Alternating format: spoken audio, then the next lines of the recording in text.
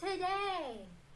I can't. What's up, geeks and gamers? It's Jeremy coming to you with another video, and today let's talk about Star Wars, because I haven't been making many Star Wars videos recently, especially when there was news to talk about that we've had recently. We've had the Bad Batch announcement. I didn't make a video on it. Do I care? I'm okay with the announcement. You know, obviously I'm a big Clone Wars fan and I'm a big Dave Filoni fan, so yeah, I'm pretty excited about that.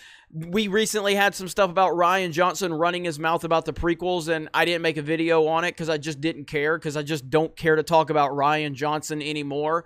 You know, it took about 6 or 7 days after Doomcock and all of his rumors that really took off, and people just kept asking me about it before I decided to make a video about it.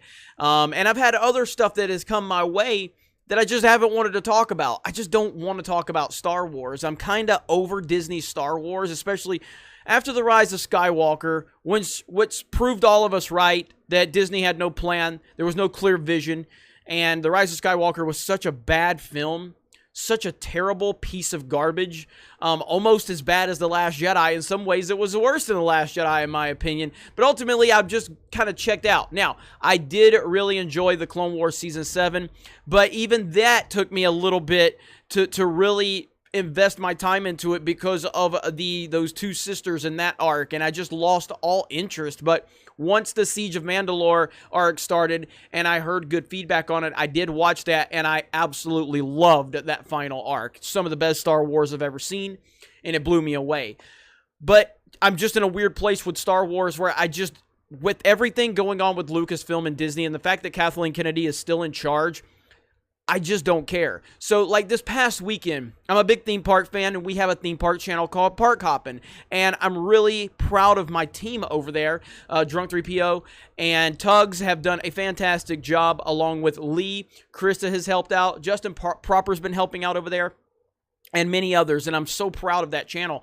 I went down to Orlando this past weekend to hang out with our Park Hoppin' team to cover some of the openings for Universal and Disney. Now, I didn't go to Disney. I am an annual pass holder at Disney. I'm a longtime theme park fan. Universal, I haven't been there in a long time, and I was invited to Universal, so I went, and Universal was incredible, and they took care of me, and they took care of us, and they did a fantastic job of dealing with the circumstances that they're having to deal with the pandemic and everything like that.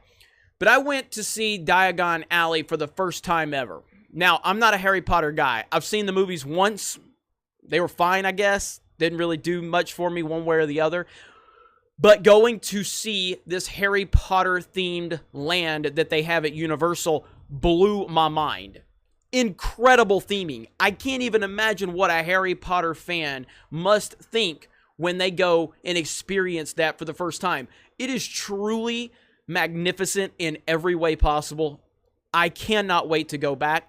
I loved it so much. I went out and bought the entire Blu-ray set of the Harry Potter movies. I'm going to watch them. I'm going to get more knowledge on them, and I'm going to go back to that theme park. Now, why am I talking about this? I'm talking about this because as a theme park fan, I really hate Galaxy's Edge. Galaxy's Edge is trash. Now, I'm a Disney theme park fan, and I know that the Disney Imagineers are incredibly creative and incredibly talented. I've seen what they can do. I've seen what they've done with Cars Land. I've seen what they've done with Pandora, the Land of Avatar. Another movie that I don't care about, but when I walk into that world, I am truly blown away. Why? Because they actually got James Cameron to help them, and it is authentic to the film.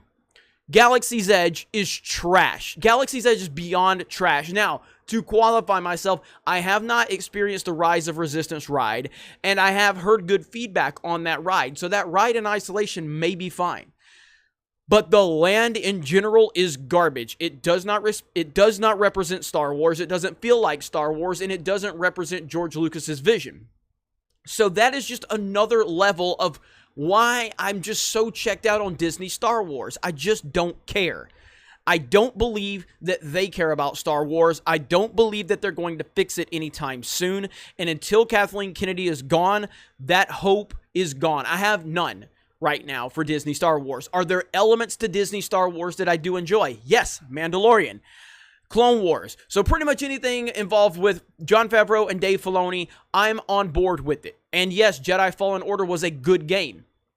But there's this dark cloud of garbage called Kathleen Kennedy that hangs over Star Wars and Lucasfilm. And until that dark cloud is gone, until that feminist ideology and that identity politics driven narrative is gone, then even if I do like Dave Filoni and if I like Jon Favreau, I still have to worry about what is ultimately going to be the final call from Kathleen Kennedy and her leadership. So that's where I'm at. That's why I just haven't been talking about Star Wars much lately. I wish it was different, but I just don't care. Yes, I removed my Star Wars hat for a few videos and people were like, what's going on? And I mean, ultimately, look, I'm a hat guy, and sometimes I wear a hat and I kind of get attached to a hat. That happened with this hat when I first started the YouTube channel, and it just kind of took off and became its own thing. I got a new version of this hat. The old one is sitting right over there. And I have a lot of hats right over here in my room, but will I continue to wear this hat? I don't know. I mean, what I would like to do is get this hat redesigned exactly how it is, and then just put the Geeks and Gamers logo on it. But time will tell. I'm just tired of Star Wars in terms of Disney Star Wars. Another thing is, while I was in Orlando at Universal, they were playing movies. They were playing movies like The Empire Strikes Back and Jaws and some other films. So myself and Tugs and Jay went to see The Empire Strikes Back. And it was wonderful. It was magnificent. And it took me back. And it brought you back to that place of, this is what I love about the movies. This is what I love about the entertainment industry. This is what I love about Star Wars. Sadly, in the final 20 minutes of the movie, the alarm got pulled and they had to evacuate the entire theater, so we didn't get to see that magnificent ending.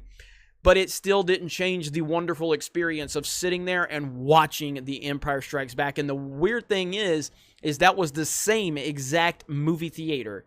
And I'm talking about the exact same theater inside the auditorium that I watched The Force Awakens, because I stood in line for 7 or 8 hours opening day to go watch The Force Awakens at Universal Studios in Orlando, because I was there because I wanted to see the Star Wars fireworks at Hollywood Studios the night before at Walt Disney World.